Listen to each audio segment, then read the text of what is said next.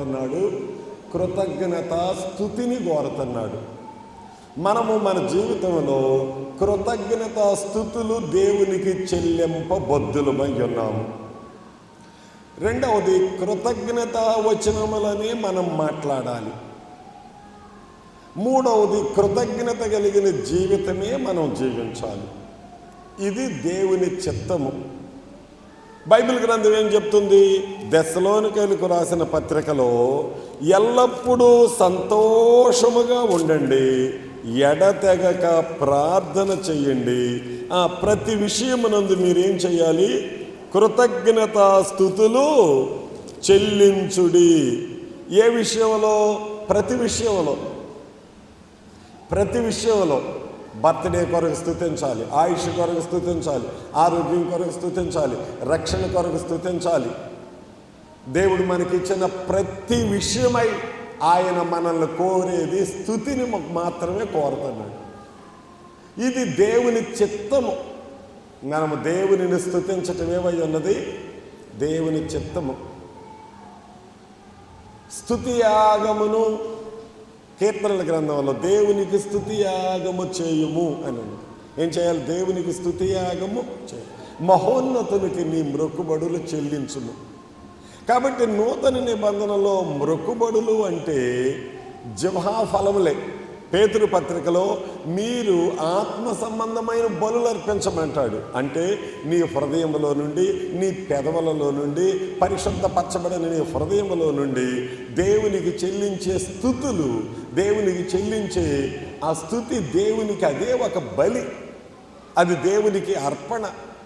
కనుక దేవుడు మన జీవితాలలో స్తుతిని కోరుతున్నాడు, కృతజ్ఞతను కోరుతున్నాడు. అంతేకాదు, కొలస్సీలకు రాసిన పత్రికలో కృతజ్ఞతా స్తుతులు చెల్లించుటలో మీరు విస్తరించాలి. కృతజ్ఞతా స్తుతులు చెల్లించాలి, కృతజ్ఞత కలిగిన మాటలు మాట్లాడాలి, కృతజ్ఞత కలిగిన జీవితం జీవించాలి. అది కృతజ్ఞతా స్తుతులు నోటితో, పెదవులతో, హృదయంలో నుండి స్తుతించాలి. అట్లానే కృతజ్ఞత కలిగిన జీవితము. ఆదివారం నాడు ప్రభువు కొరకు నీవు ఉండాలి. ఆదివారం ప్రయాణాలు పెట్టుకోకూడదు, ఆదివారం పనులు పెట్టుకోకూడదు. అదే కృతజ్ఞత కలిగిన జీవితం. ఆదివారం ప్రభు సన్నిధిలో కనబడాలి. ప్రతి విషయంలో కృతజ్ఞతా స్తుతులు. నీకిచ్చిన జ్ఞానము, నీకిచ్చిన ఆరోగ్యము, నీకిచ్చిన ఆయుష్, నీకిచ్చిన రక్షణ, ప్రతి దాని కొరకు. ప్రకటన గ్రంథంలో ఒక గొప్ప సమూహము ఈ రీతిగా ప్రభువును స్తుతించటం మనం చూస్తాం.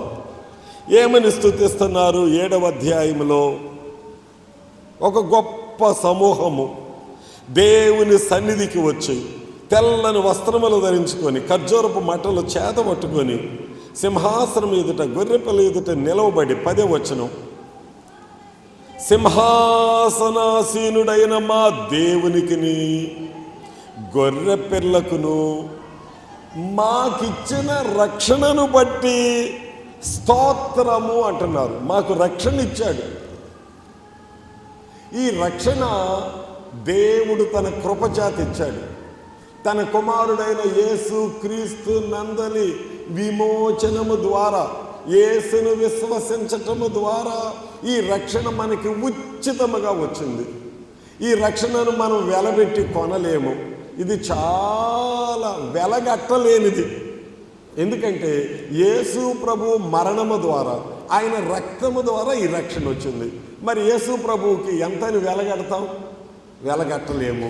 కనుక ఈ విలువైన రక్షణ, ఈ గొప్ప రక్షణ ఆయన మనకు ఉచితముగా ఇచ్చాడు. ఇది ఆయన తన ప్రేమ చేత ఇచ్చాడు. ఈ గొప్ప రక్షణ, ఎంత గొప్ప రక్షణ ఇచ్చినందుకు ఎంత స్తుతించాలి.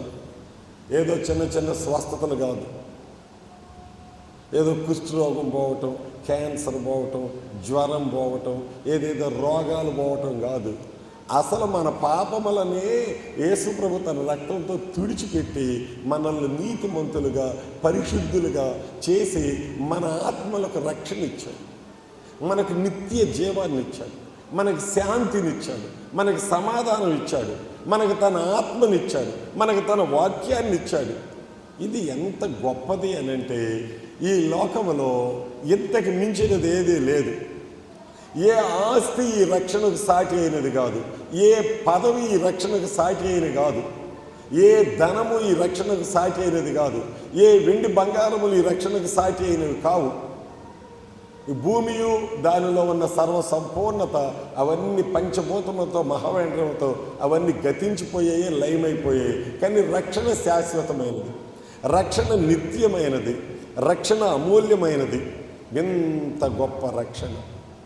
యేసు ప్రభు ఆయన మరణము ద్వారా, ఆయన శిలువ మరణము ద్వారా, మరి ఆయన రక్త ప్రోక్షణ ద్వారా, ఆయన శిలువలో జరిగించిన ఒక పుణ్య కార్యము ద్వారా ఈ రక్షణ అనేది సిద్ధపరచబడిన రక్షణ.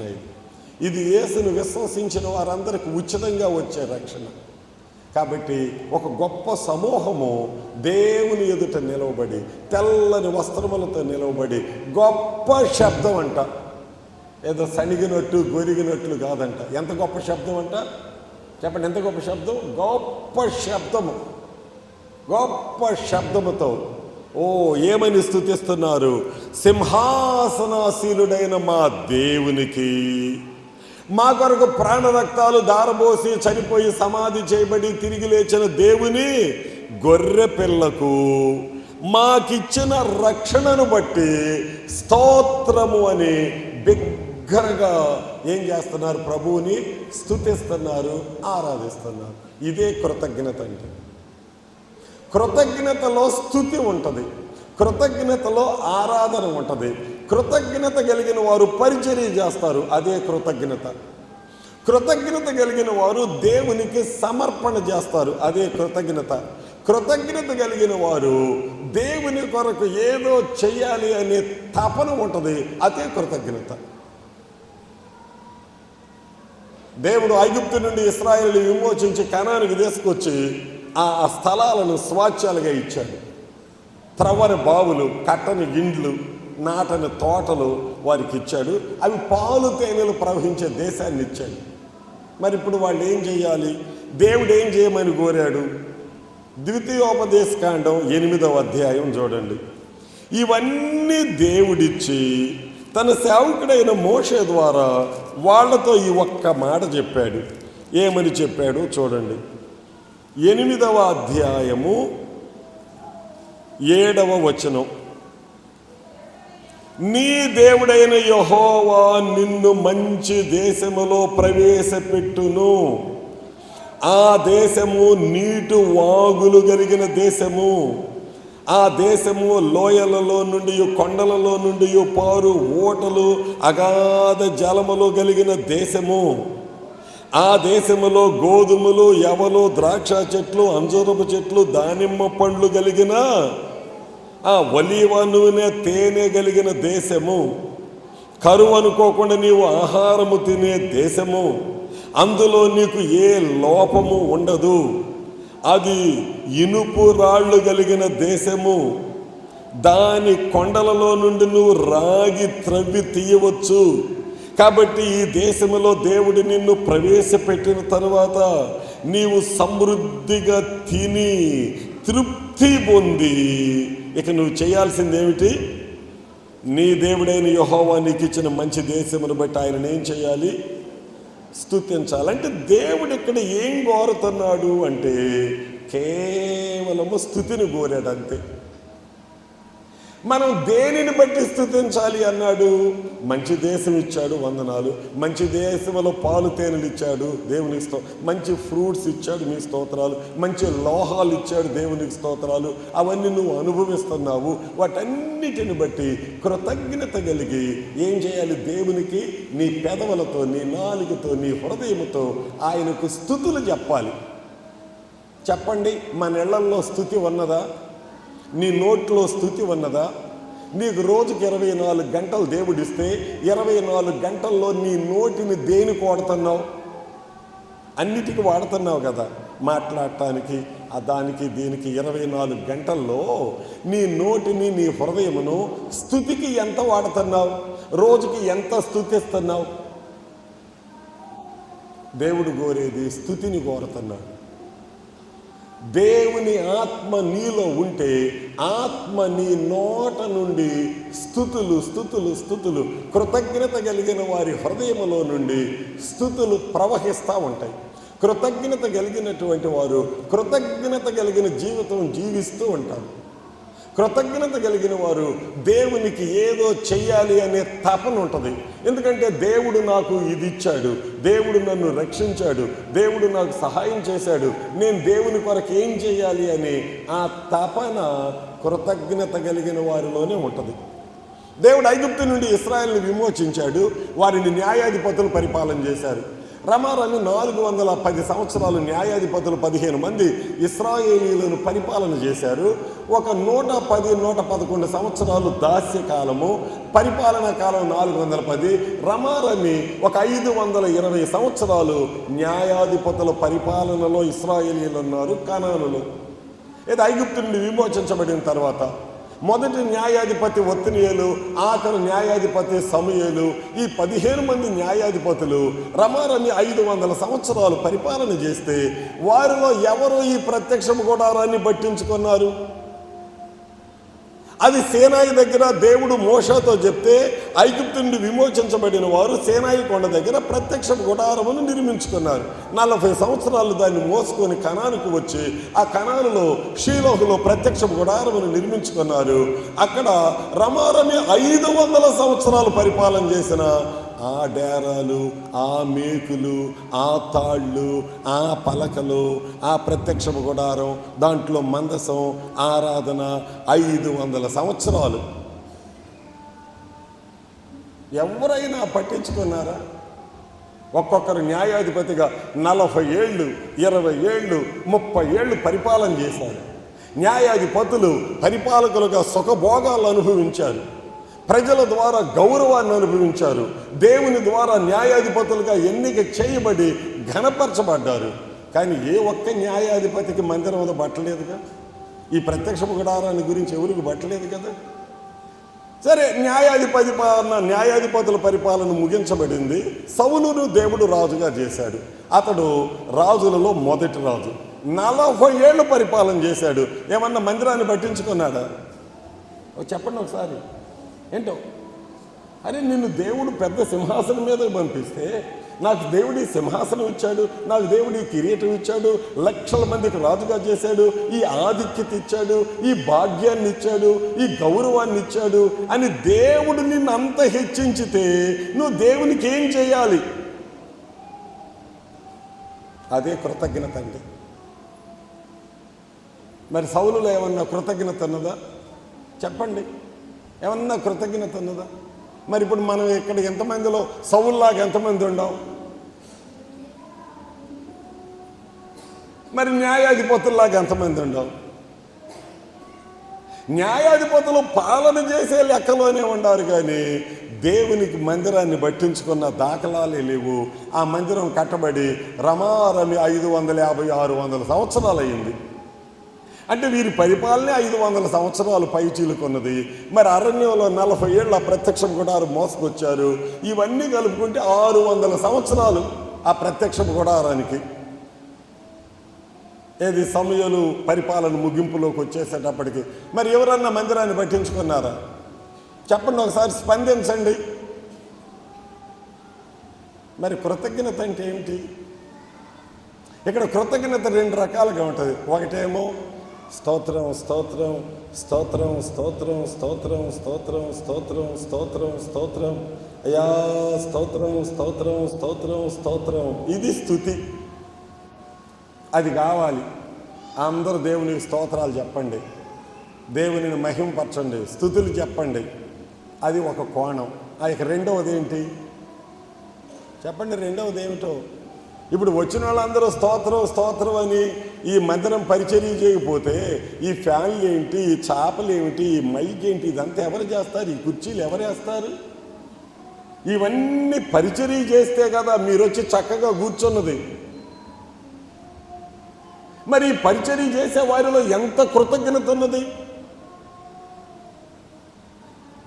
వారు కృతజ్ఞత కలిగి పరిచర్య చేస్తున్నారు, దేవుడు సంతోషిస్తున్నాడు. తన మందిరంలో పరిచర్య చేయటం గొప్ప భాగ్యం. మందిర పరిచర్య చేయటం కృతజ్ఞత. యేసు ప్రభు వారు సువార్త చెప్తూ ఉంటే లోకాసువార్త 8వ అధ్యాయంలో వారు తమకు కలిగిన ధనముతో ఏం చేశారంటే ఆయనకి ఉపచారము చేశారు. అది ఒక కృతజ్ఞత.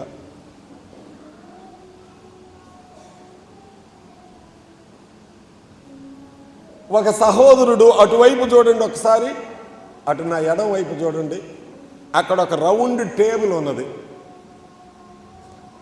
ఒక సహోదరుడు ఆ రౌండ్ టేబుల్ ఎంతో ఖర్చు పెట్టి తీసుకొచ్చారు. ఎందుకు ఈ టేబుల్ తీసుకొచ్చారంటే ప్రతి నెల బల్లారాధనకు లోపల నుంచి బల్ల మోసుకొని వచ్చి పెట్టి మళ్ళీ బల్ల తీసుకెళ్ళి పెడుతున్నారు. పర్మనెంట్గా బల్లారాధనకు అది వాడబడాలని నేను మందిరంలోకి తెచ్చాను అన్నారు. ఆ బల్ల తీసుకురావటం, బల్ల మోసుకురావటం, కొన్నిసార్లు ఏమో పెద్ద బల్ల తీసుకొస్తారు కదా. ఇట్లా కాకుండా ఈ విశాలమైనది ప్రభు బల్ల ఆరాధనకు పర్మనెంట్గా చర్చిలో ఉండేటట్లు నేను దాన్ని తీసుకొచ్చాను అని అన్నారు. మరి ప్రభు సంతోషించడా? దేవుని సేవకులు సంతోషించడా? దాని ద్వారా మనకి మేలేనా? ఇప్పుడు దానిని ఏమనాలో, దానికి మనం ఏం పేరు పెట్టాలో? కృతజ్ఞత అని పేరు పెట్టాలి. అంటే నోటితో స్తుతించటం కృతజ్ఞత, పరిచర్య చేయటం కృతజ్ఞత, దేవుని కొరకు ఏదైనా తీసుకొచ్చి ఆయన సేవలో వాడబడాలని సమర్పించటం కృతజ్ఞత. ఇది దేవుడు మన జీవితంలో కోరుతున్నాడు. మరి ఇప్పుడు న్యాయాధిపతులు ఎవరు మందిరం పట్టించుకోలేదు? సౌలు మందిరం పట్టించుకోలేదు. సౌలు తర్వాత ఎవరు రాజు అయ్యారో చెప్పండి ఒకసారి. దావీదు రాజు అయ్యాడు. మరి దావీదు రాజు అయినాక తపనేమిటి అంటే అసలు దేవుని మందిరానికి ఒక స్థలాన్ని కొన్నాడు. మంచి స్థలం చూశాడు, అది కొండ మీద చూశాడు. ఆ స్థలాన్ని దేవునికి ప్రతిష్ఠించాడు. అక్కడ బలిపీఠమును కట్టి దేవునికి బలులు అర్పించాడు. అక్కడ ఒక మంచి మందిరం, అంటే రత్నాలతో మందిరం కట్టాలి, ముత్యాలతో మందిరం కట్టాలి, బంగారంతో మందిరం కట్టాలి, దేవునికి ఘనమైన మందిరం కట్టాలి. అరే ఈ ప్రత్యక్ష గుడారు తాళ్ళన్నీ పెట్లిపోతున్నాయి, మళ్ళీ కొత్త తాళ్ళు వేస్తున్నారు, మళ్ళీ ఎండకి వానకి ఎప్పుడు పర్మనెంట్ కట్టి ఉండాలి కదా. ఎండకి ఎండాలి, వానకి ఆ పైన కప్పు చర్మాలు పెట్లిపోతున్నాయి, అవి మారుస్తున్నారు. ఆ మందిరం చుట్టూ చెక్కలు ఉంటాయి, ఆవరణ తెర ఉంటుంది, ఇంకొక తెర ఉంటుంది, ఇంకా లోపల తెరలు ఉంటాయి. ఇదంతా కూడా 100 సంవత్సరాలకి ఈ కట్టడాలే నిలబట్టలా. ఇంకా అదేమి నిలబడింది? ఎంత రిపేర్లు చేసుకోవాలి?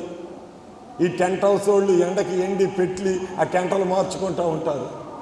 కానీ దావీదులో ఎంత కృతజ్ఞత అంటే, దేవా నేను నా తండ్రికి చివరి కుమారుడిని, 8వ కుమారుడిని. నా పని ఏమిటంటే గొర్రెలను కాసుకోవటం. కానీ నీవు ప్రవక్తను పంపావు నా దగ్గరికి. నా తండ్రి కుమారులు అందరూ ఆజానుబాహులు, పెద్దోడు చిన్నోడు 2 అందరూ వరుస నుంచున్నారు. నాకంటే హైట్కి హైట్, వెయిట్కి వెయిట్ అన్నారు. నా అన్నలో వరుస నుంచుంటే వీళ్ళు కాదు, వీళ్ళు కాదు, వీళ్ళు కాదు, వీళ్ళు కాదని మొత్తాన్ని ప్రక్కకి నెట్టావు. ఆఖరికి నన్ను పొలంలో నుండి తీసుకొచ్చారు, గొర్రెలు కాసుకునే నన్ను చూడటంతో ప్రవక్త, ఇతడే నేను కోరుకున్నవాడు, ఇతడే అని నన్ను నువ్వు కోరుకున్నావయ్యా. నాది రాజకుటుంబం కాదయ్యా, పేద కుటుంబం. కానీ ఇన్ని లక్షల మందికి నన్ను రాజుగా చేసావయ్యా.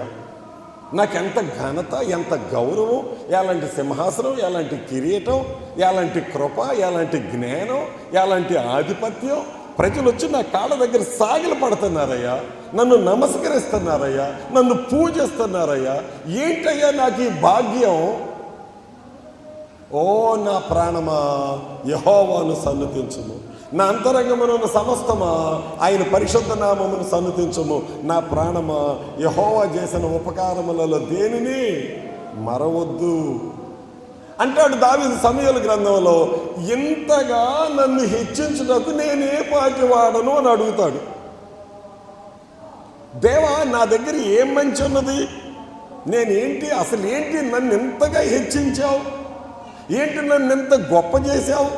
ఎలాంటి ఆధిపత్యం, ఎలాంటి అధికారం, ఎలాంటి సమృద్ధి. దావీదు తన హృదయంలో నుండి కృతజ్ఞత ఏరులై పారుతుంది. చెప్పండి, ఏమై పారుతుంది? కృతజ్ఞత ఏరులై పారుతుంది. కాబట్టి దావీదు అంటాడు, నాతాను ప్రవక్తను పిలిపించి నేను దేవునికి మందిరం కట్టించాల్సిందే. నా ఇల్లు చూడు ఎట్లున్నదో, సరంబి వేసిన ఇండ్లలో నేను ఉంటున్నా. నా మందిరం ఏంటి? నా దేవుని మందిరం. డేరాలేంటి, తాళ్ళేంటి, ఆ మోకులేమిటి, ఆ చీలలు తుప్పు పట్టడం ఏంటి? కాదు, నాకు కట్టాల్సిందే మందిరం అని ఎంత కృతజ్ఞత. అందుకని దేవుడు సంతోషించాడు. దావీదంతా సమకూర్చాడు.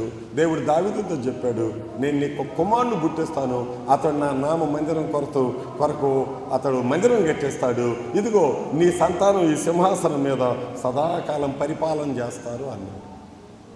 దావీదు తగ్గించుకొని సాగిలపడ్డాడు. దేవా, సౌలుకు కృపను కొట్టివేశావు. సౌలు కుమారులు రాజులు కాలేదు, నన్ను రాజుగా చేశావు. నా పిల్ల తరం రాజులు అన్నావు. మీకు వందనాలని ఎంత స్తుతి, ఎంత కృతజ్ఞత, ఎంత ఆరాధన, ఎంత సేవించేవాడు అంటే అసలు ఆ ప్రత్యక్ష గుడారం దగ్గర ప్రతిరోజు 4,000 మంది స్తుతించేటట్లుగా 4,000 మందిని అక్కడ ఏర్పాటు చేశాడు. అంటే దేవుని సన్నిధిలో నిత్య స్తుతి జరగాలి, నిత్యం ఆయన ఆరాధించబడాలి, నిత్యం ఆయనకు బలులు అర్పించబడాలి, నిత్యం ఆయన సన్నిధిలో వాయిద్యాలు వాయించబడాలి. ఉదయం సాయంత్రం ఎంతమంది? 4,500 మందిని ఏర్పాటు చేశాడు. ఎందుకు? నిత్యము దేవునిని స్తుతించడానికి, స్తుతి పాటలు పాడటానికి. దేవుడు ఎంత సంతోషించాడంటే దేవుడు దావీదుని గురించి ఒక సాక్ష్యం ఇచ్చాడు. అతడు నా ఇష్టానుసారుడు, అతడు నా ఉద్దేశాలన్నీ నెరవేర్చేవాడు అంటే. కాబట్టి సొలొమోను దినాల్లో అద్భుతమైన మందిరం కట్టబడింది. సొలొమోను కుమారుడు రెహబాము, అబియా, ఆసా, యెహోషాపాత్, యెహోరాము, అహజ్యా వరుసన రాజులు పరిపాలన చేస్తూ వచ్చారు. రమారమి ఇశ్రాయేల్ రాజ్యాలు విభజించబడిన తర్వాత సొలొమోను కుమారుడు రెహబాము నుండి 395 సంవత్సరాలు 20 మంది రాజులు యోధా దేశాన్ని పరిపాలన చేశారు. ఈ దావీదు సంతానంలో నుండి వచ్చిన వారు. సంవత్సరాలు గడిచిపోతుంటే మందిరం అక్కడక్కడ శిథిలం అవుతుంది. సొలొమోను కట్టిన మందిరం ఏమవుతుంది? అక్కడక్కడ శిథిలం అవుతుంది. శిథిలం అవుతే తర్వాత వచ్చిన రాజులు కొంతమందికి బట్టల. ఇంకా మహానుభావులు ఉన్నారు రాజులు. వారు రాజులు కావడంతో మందిరం తలుపులు మూసేపించారు, ఆరాధన జరగకుండా. దుష్టులైన రాజులు ఉన్నారు. ఆ మందిరం బంగారం అవన్నీ కూడా పొరుగు రాజులకు ఇచ్చారు, కూలికి పిలిపించుకొని యుద్ధాలకి.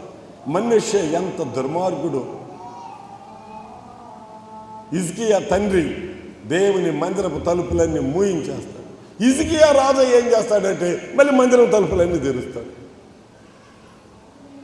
యోషియా అనే ఒక వ్యక్తి రాజు అవుతాడు. అతడు మందిరం ఎక్కడెక్కడ చెడిపోయింది, ఎక్కడెక్కడ పాడైపోయిందో అదంతా రిపేర్ చేపిస్తాడు, చిన్న వయసులో రాజు. ఇదే కృతజ్ఞత అంటే. చెప్పండి, ఇదే ఏమిటి? కృతజ్ఞత. నేను చేజర్ల కోటాలకు ముందు ఇక్కడ వాక్యం బోధించాను. ఏం వాక్యం బోధించాను అంటే, సత్క్రియలు అంటూ సువార్తలో పాలివారై ఉండటమే సత్క్రియ అని చెప్పాను. సత్క్రియ అంటే భోజనం, ఆకలిగా ఉన్న వారికి భోజనం పెట్టడం సత్క్రియ. సువార్త సేవలో పాలు పొంది సహకరించడం సత్క్రియ అన్న. నాకు ఆశ్చర్యంగా ఉన్నది.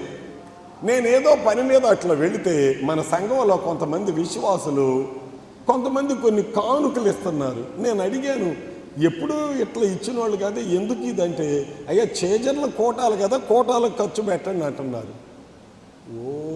ఈ మందు బ్రహ్మాండంగా పనిచేసింది అనుకున్నా. ఔషధం ఏం చేసింది ఏంటి? ఈ ఔషధం వాళ్ళని సమర్పణలోకి తీసుకొచ్చింది, త్యాగంలోకి తీసుకొచ్చింది, స్తుతిలోకి తీసుకొచ్చింది. నువ్వు దేవుని వాక్యమును విని పాటించకపోతే దేవుడు సంతోషించడు. దేవుని వాక్యము వినుట భాగ్యమే కానీ దానిని గైకొని వారు మరీ భాగ్యవంతులు. కనుక ఈ యొక్క బాబు ఇయాన్ జస్విన్ యొక్క బర్త్డే రోజు మనము కృతజ్ఞతను గురించి ధ్యానం చేస్తున్నాం. 107వ కీర్తన, యెహోవా దయాళుడు, ఆయనకి మీరు కృతజ్ఞతాస్తుతులు చెల్లించుడి. కాబట్టి ఈ కనాను దేశం వచ్చిన తర్వాత దేవుడు అడిగాడు, ఇవన్నీ మీరు సమృద్ధిగా తిని తృప్తి పొంది, దేవుడు ఇవన్నీ నీకు ఇచ్చాడు, ఈ మంచి దేశం ఇచ్చాడు కనుక నీవు ఈ మంచి దేశమును బట్టి ఆయనను ఏం చేయాలంట? చెప్పండి, ఏం చేయాలి? స్తుతించాలి. అది దేవుడి గురి. మన ప్రాణమునకు, మన దీర్ఘాయుషకు దేవుడే మూలం. ఆయుష్ ఇచ్చిన దేవునిని స్తుతించాలి, ఆరోగ్యం ఇచ్చిన దేవునిని స్తుతించాలి, రక్షణ ఇచ్చిన దేవునిని స్తుతించాలి. అట్లా ప్రతిదీ తలంచుకోవాలి. భార్య యెహోవా యొక్క దానము అని ఉన్నది. దానం. మనం కొన్నిసార్లు భిక్షగా, అమ్మా కొంచెం దాన ధర్మం అమ్మా, దానం అమ్మా అని అడుగుతారు. దేవుడు యోగ్యురాలైన భార్యను ఒక కిరీటంగా ఇస్తాడు, ఒక దానంగా ఇస్తాడు, ఒక బహుమానంగా ఇస్తాడు. అయితే ఆ బహుమానాన్ని బట్టి, ఆ దానాన్ని బట్టి, ఆ కిరీటమును బట్టి ఏం చేయాలి? దేవునికి స్తుతి చెల్లించాలి. గుణవతి అయిన భార్య దొరకటమే కష్టం, అరుదు, కష్టం కష్టం కష్టం అన్నాడు. ఎవరన్నారు? సొలొమోనుకైతే అన్ని అనుభవాలు ఉన్నాయి. ఎందుకంటే ఒకరు కాదు, ఇద్దరు కాదు కదా. అది వాళ్ళ సంగతి ఆయనకే తెలుసు, మిగతా వాళ్ళకి తెలియదు. కనుక ఈ సామెతలలో గుణవతి అయిన భార్య దొరకటం అరుదు, అట్టిది ముత్యాల కంటే రత్నాల కంటే శ్రేష్ఠురాలు. కాబట్టి దేవునికి ఏం చెల్లించాలి? స్తుతి చెల్లించాలి. తర్వాత దేవుడు కుమారులను స్వాచ్యంగా ఇస్తాడు. రక్షణ ఒక స్వాచ్యం, భూమి ఒక స్వాచ్యం, పితరులు ఇచ్చిన ధనం ఒక స్వాచ్యం. అంటే దేవుడిచ్చే స్వాచ్యములు నానా విధములుగా ఉంటాయి.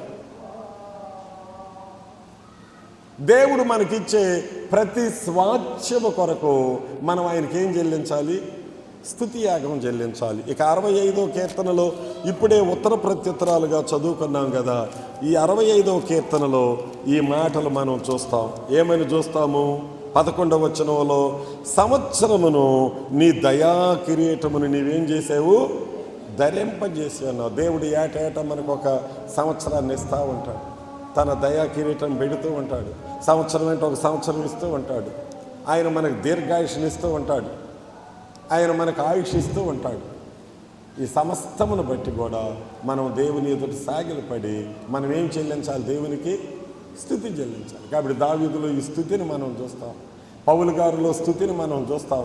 సంఘాలు స్తుతించాలని చెప్పాడు. అబ్రహాములో ఈ స్తుతిని మనం చూస్తాం.